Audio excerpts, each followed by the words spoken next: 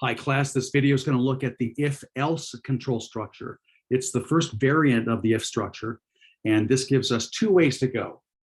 We can either go left or right.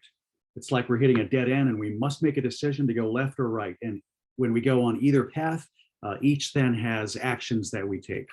It's different from the typical if statement, and that's best kind of viewed as, all right, we're going down this road and we can choose to do a detour, but then we come back. The if else is going to be like a roadblock for us. We're at the dead end and we've got to go one way or the other.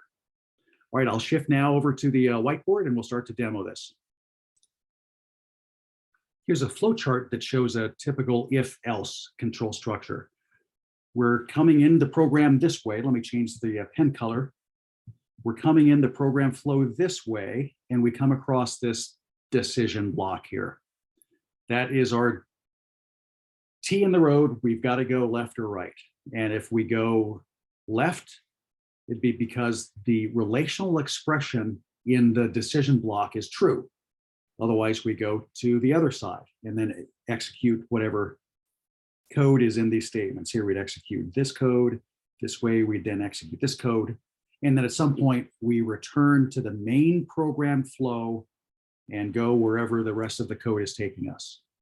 Now, our syntax for this is very easy to understand.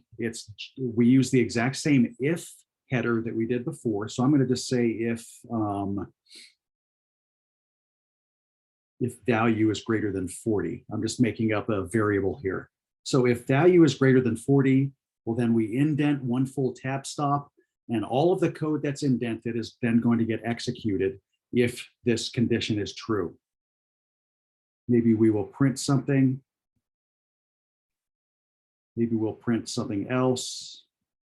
Maybe we'll set another variable to a new value.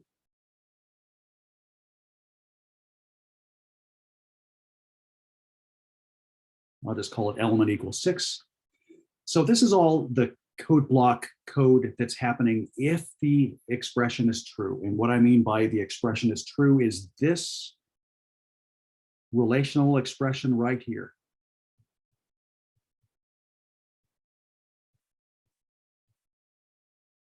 And remember that that always has to evaluate to either true or false. So if that evaluates to true, all of this code here gets executed. If it's false, well, then the else clause gets executed. So we're going to just put an else here like this, and you'll see that the if and the else all line up on one tab stop, and the rest of the code kind of lines up on the next tab stop. So here, you guessed it, anything else in this else block that is indented is then going to get executed. So let's say that there's maybe a print here. Maybe there's another print statement. Maybe we set element to 10. And then we're done. And then program execution then would continue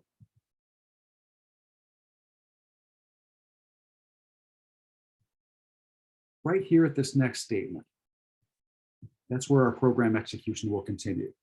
Now, with an if-else clause, we know that only one of these conditional branches will be executed. Only one. There's never a situation in which both will be executed at once.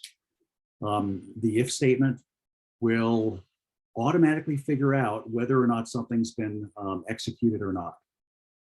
So just remember that with any kind of an if statement, you only get one clause that is going to be executed. All of the others will be bypassed. So in this case, it's either going to be the first clause, if, or the next clause, else. So pretty simple way to decide, all right, we're going to branch this road. We're going to go left or right. We go do our business, and then we come back to join the main road after we've had that little diversion there.